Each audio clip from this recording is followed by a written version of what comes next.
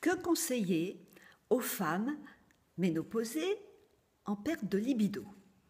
C'est la question que m'a posée Corinne et je vais y répondre avec les connaissances que j'ai en matière taoïste et puis aussi bien sûr avec mon expérience de femme. Donc je m'appelle Ben, je suis experte en technique taoïste de l'école de Maître Mantak Chia. Depuis plus de 30 ans maintenant, je pratique ce qu'il propose. Alors, par rapport à la libido, en fait, moi j'ai envie de dire que la première chose qui influe sur la libido, c'est la bonne santé. C'est-à-dire que si on est en bonne santé, bien reposé, bien nourri, pas stressé, vous allez me dire, bah oui, c'est la position idéale. Oh oui. Et dans ce cas-là, la libido, elle va s'exprimer normalement.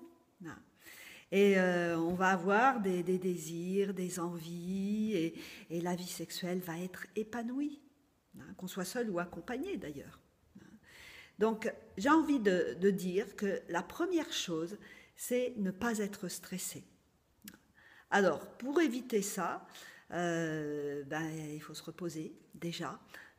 Vous savez, si on manque de sommeil, le soir, ou même dans la journée, on a juste envie de se reposer et on n'a pas envie de penser à autre chose. Le corps, il a envie d'être tranquille, il a envie de se reposer, il a envie de récupérer. Et donc, à ce moment-là, la libido, ce n'est pas ce qui viendra en premier. C'est le sommeil qui arrivera. Après, c'est important aussi de bien se nourrir, ce que je vous disais tout de suite. Moi, je vois beaucoup de jeunes femmes actuellement qui me posent ces questions sur la libido. Et quand je leur demande comment elles vivent, mais je me dis, mais comment en fait, elles survivent. C'est-à-dire qu'elles se lèvent le matin, elles n'ont pas assez dormi, elles se couchent le soir à des heures pas possibles parce qu'il faut satisfaire aux exigences de la vie familiale, quand il y a des enfants, et puis la vie de couple, et puis la vie sociale. La vie sociale prend une place énorme de nos jours. Et beaucoup de personnes n'ont même plus le temps de vivre dans leur maison. Tous les soirs, il y a une sortie de prévue, le week-end, il y a des balades de prévues. C'est bien, c'est important tout ça. Mais à quel moment est-ce que l'on s'occupe de soi et de notre corps? Et à quel moment on prend du repos? Parce que se coucher à minuit, finir de dîner à 11h, minuit, 1h du matin, tout ça c'est contraire à notre bonne santé. Il suffit de voir quand on est en vacances et si on prend soin de se coucher pas trop tard, eh bien on est en meilleure forme. Quand on dort, tout de suite la libido elle remonte. Je suis sûre que beaucoup moi j'ai même fait l'expérience aussi dans le passé, quand on travaille, qu'on a des enfants, qu'on est à fond, qu'on fait plein de choses, et ben voilà, la libido, en fait il n'y a plus assez d'énergie dans le corps. Alors après, si vous êtes quelqu'un qui a une bonne dose de sommeil, qui se nourrit bien, qui transforme les émotions, parce que les émotions aussi sont source d'absence de libido.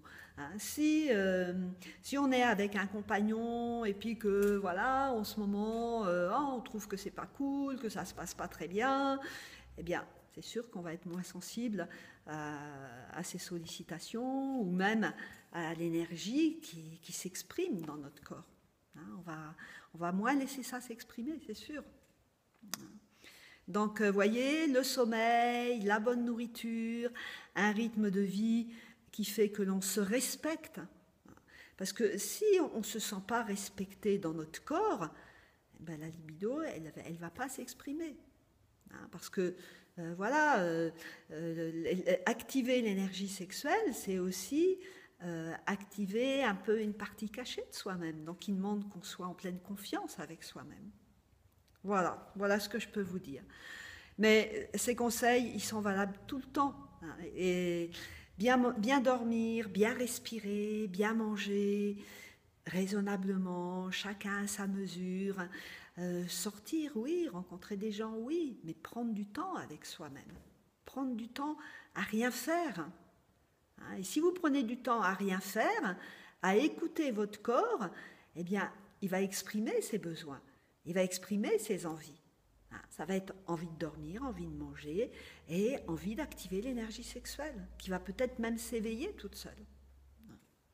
Voilà ce que je peux répondre à Corinne et sûrement à plein d'autres personnes qui se posent la question, pourquoi est-ce que ma libido diminue? Voilà. Bon, j'ai répondu peut-être partiellement. Et si vous avez d'autres questions, je suis à votre disposition. Et bon, c'est vrai que je donne plus de précision dans un entretien ou lors d'un stage. Mais voilà déjà, pour vous soutenir dans votre réflexion. Donc je suis Bage, experte en technique taoïste. Vous pouvez me retrouver tous les lundis matins dans un petit exercice que je vous envoie par mail. Et il suffit que vous fassiez la demande. Vous avez le lien juste en dessous de la vidéo. Voilà, je vous remercie de votre écoute et je vous dis à bientôt et bonne libido!